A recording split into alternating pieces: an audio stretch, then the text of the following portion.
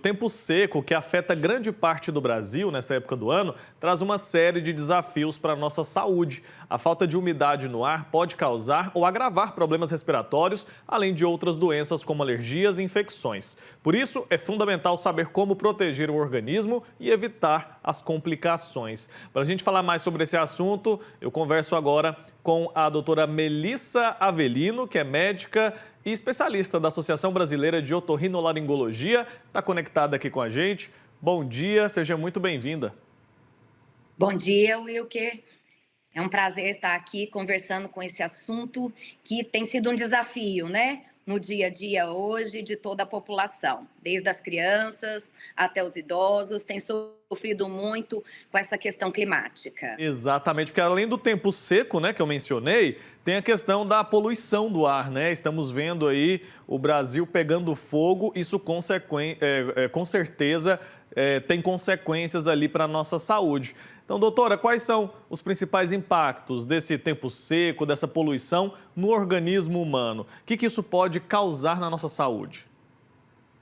Primeiramente, a questão da umidade já é algo que sabemos que é maléfico às nossas vias respiratórias, né? A umidade ideal é em torno de 60%, né? Nós aqui nas nossas regiões centro-oeste, em alguns lugares do país, temos visto aí umidades bem abaixo dos 20%, que já é um estado de alerta, né? As nossas vias aéreas, o nariz, além da questão do olfato, tem como função aquecer e filtrar o ar para que ele chegue em condições ideais ao pulmão. Só que com esse tempo muito seco, o que acontece? As vias aéreas é como se elas tivessem que trabalhar muito mais, né? Então, além da poluição que veio junto agora, né, com as queimadas, então as condições aí do ar se tornaram realmente uma questão que tem impactado muito nas doenças respiratórias. É claro que aquelas pessoas que apresentam rinite alérgica, asma, uma doença respiratória de base, elas vão apresentar mais dificuldade ainda. Mas isso acontece mesmo na população que não tem doença respiratória, pois o ressecamento da via aérea pode levar à sensação de respirar inadequadamente, cria crostas no nariz, tem pacientes que apresentam sangramentos nasais, né? Então, realmente, a poluição, essa fumaça que nós temos vivenciado aí, né?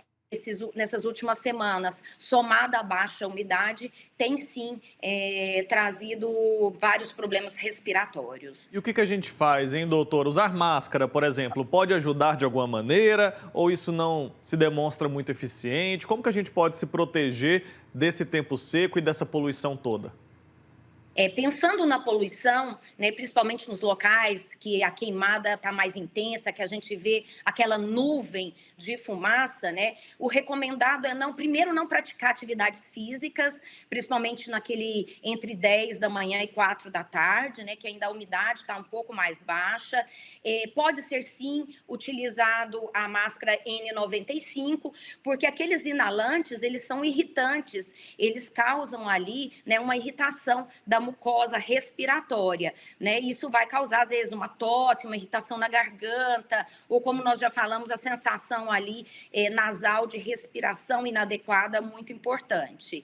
Então, a máscara N95, para proteger contra esses poluentes, é sim uma opção, mas o mais importante, né, é também a gente ter os cuidados de hidratar bastante, tomar muito líquido, usar soluções salinas nasais para hidratar e umidificar mais essas vias respiratórias, também, né, é uma excelente opção.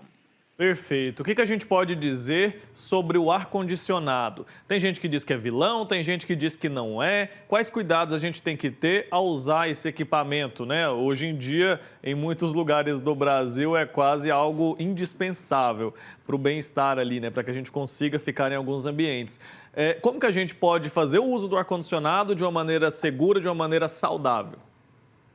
Essa é uma pergunta muito frequente, né, para nós otorrinos no consultório, né, principalmente em regiões mais quentes, que realmente fica impossível ter uma qualidade de vida sem um ar-condicionado. Então, nessa época seca, como nós já falamos, o ressecamento da via aérea já é um problema. O problema é que o ar-condicionado ele ainda resseca mais a qualidade do ar. Então, o problema não é que não possa usar o ar-condicionado, mas o cuidado em relação à hidratação, o uso de um umidificador de ambiente, ele vai ter que ser ainda mais importante. Então, o que a gente recomenda? Primeiro, a limpeza regular do aparelho de ar-condicionado, para evitar ali, né, que tenham sujeiras que vão ficar ali no ar. Então, aquela limpeza regular do ar-condicionado e associar, né, aí uso de umidificadores de ambiente. Tem alguns pacientes que falam pode ser usado uma toalha molhada, uma bacia de água, qualquer desses dispositivos que melhore aí a umidificação, né? Solução salina, como nós já falamos, a inalação com soro para hidratar, qualquer uma dessas medidas pode sim ajudar, principalmente para aquelas pessoas que ficam o dia inteiro no ar-condicionado e ainda vão dormir com o ar-condicionado nessa época que a umidade está bem crítica. Perfeito, doutora. A senhora mencionou aí as pessoas que já têm uma doença respiratória de base. Agora, tem outros grupos que também são mais vulneráveis, que precisam tomar mais cuidados? Quais são esses grupos? Sempre, né, nós lidamos com os extremos da idade, né? Sempre as crianças e os idosos, imunologicamente, né, eles estão mais predispostos a sofrer a essas condições, né? Então, o que a gente recomenda é a mesma coisa, como nós já falamos, a hidratação, o uso de muito líquido, porque às vezes esses grupos também queixam menos, né? Os idosos têm uma tendência também de muitas vezes não queixar, né? E as crianças às vezes não sabem relatar. Então, esses dois grupos são grupos que a gente tem que ter um cuidado especial. Lembrando que o uso das soluções salinas vai depender do tipo de dispositivo de acordo com a faixa etária, né? Muitas vezes a gente vê no consultório se usar um dispositivo que não é adequado para aquela faixa etária da criança. Então, isso é outra condição, tanto que a nossa Associação Brasileira de Otorrino, ela disponibilizou um manual de orientação de lavagem nasal em todas as populações, desde as crianças até os idosos, com volume adequado, com dispositivo adequado, para que isso, sim, traga benefícios sem trazer nenhuma outra consequência, né? Nos pacientes que têm rinite alérgica, quadros já respiratórios de base, uma atopia, uma asma, nessa época do ano, normalmente eles já usam, né, esses dispositivos de hidratação e eles precisam estar com as suas doenças de base controladas, né? Então, principalmente quem já tem uma rinite alérgica, que não está tratando, que procure o seu médico para que esteja com essas questões que são inerentes já à sua saúde controladas. Doutora, a pele e os olhos também sentem muito, né? Esse tempo seco. Quais cuidados a gente pode tomar com essas regiões do nosso corpo? A hidratação, como nós falamos, a ingestão maior de água vai ser um fator com certeza que vai ajudar, né?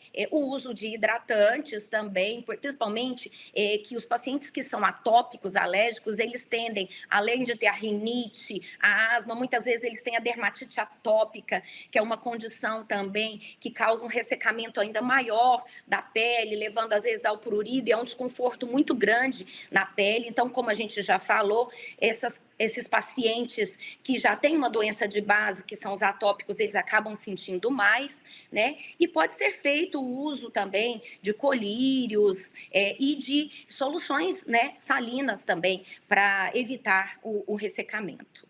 Perfeito, doutora. Muito obrigado pelo seu tempo aqui com a gente, por trazer essas recomendações. Não tem muito segredo, né? Os cuidados são aqueles que a gente já sabe, mas é importante a gente reforçar sempre. Afinal, estamos falando da nossa saúde, importantíssimo que a gente se cuide agora nesse período, né? Nesse tempo tão seco que a gente está vivendo. Umidade do ar, em alguns casos, em alguns horários do dia, se aproximando ali do registrado lá no deserto. Então, a gente precisa, sim, tomar todo cuidado. Doutora, muito obrigado. Até mais.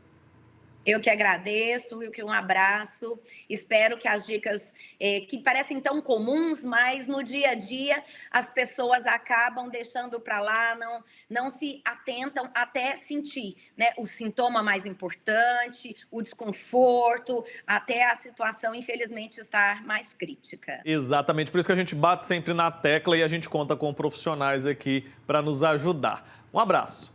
Tchau, tchau. Obrigada, um abraço.